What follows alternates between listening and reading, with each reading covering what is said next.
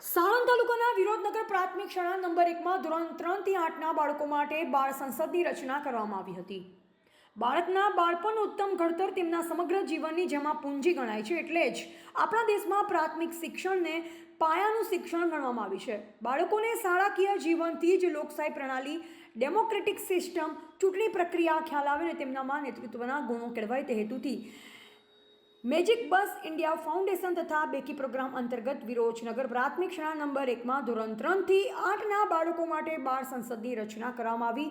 બાળ સંસદની રચના કરવામાં આવી, જેમાં શાળાના મંત્રી, ઉપમંત્રી અને વિવિધ સમિતિઓના મંત્રીની પસંદગી કરવામાં આવી હતી.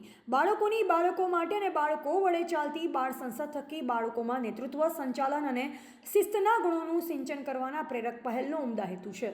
બાળ સંસદની રચના માટે લોકશાહી ઢબે ચૂંટણી પ્રક્રિયા, ઇલેક્શન પ્રોસેસનું આયોજન કરવામાં આવ્યું હતું, જેમાં શાળાના શિક્ષકો અને આચાર્યો સહિત તમામ બાળકોએ ઉત્સાહભેર ભાગ લઈ પોતાના મનપસંદ ઉમેદવારને વોટ આપ્યો હતો.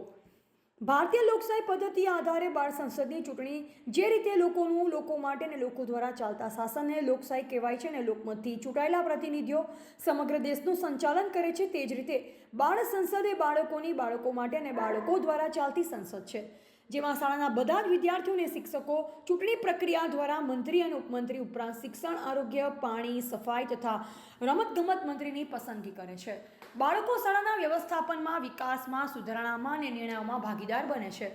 મેજિક બસ ઇન્ડિયા ફાઉન્ડેશનના જીવન કૌશલ્ય એજ્યુકેટર રવિ રાઠોડ અને ડિજિટલ એજ્યુકેટર સમીર સંધિ દ્વારા માહિતી આપવામાં આવી હતી. બાળ સંસદની સમગ્ર પ્રક્રિયા લોકશાહી પદ્ધતિને આધારે થતી.